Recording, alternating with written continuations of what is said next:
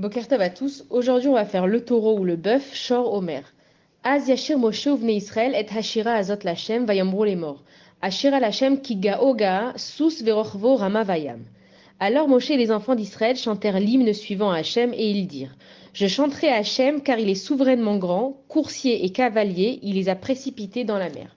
Alors le taureau, comme on l'a vu avant, il est considéré comme le roi des animaux domestiques et que le lion, lui, c'est le roi des animaux sauvages. Et c'est pour ça que pour combattre un lion, il n'y a qu'un taureau qui peut s'opposer à lui parce que c'est roi contre roi. Alors il faut savoir que sur son kissé à Kavod, à Kadash Baruch Hu, en haut dans le ciel, il y a 4 royautés qui sont sur son kissé à Kavod. Alors il y a le lion, donc le roi des animaux sauvages, le taureau, le roi des animaux domestiques, l'aigle, le roi des animaux volants, et l'homme qui est le roi de tous ceux qui sont sur terre.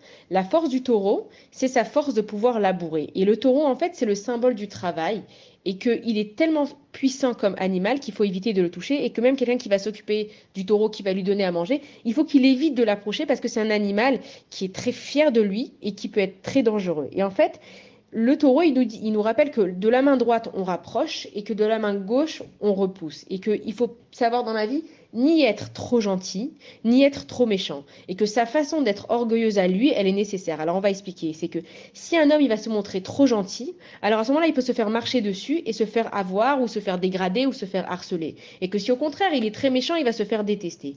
Donc il faut savoir avoir une ligne de conduite qui est humble et que le respect, il est nécessaire dans certains cas, et qu'on dit que Akash Baruch Hu, il est fier de ceux qui sont fiers. Alors, qu'est-ce que ça veut dire? On croyait que Hachem, il détestait les orgueilleux, et qu'on nous dit qu'un roi, il a une raison d'être orgueilleux.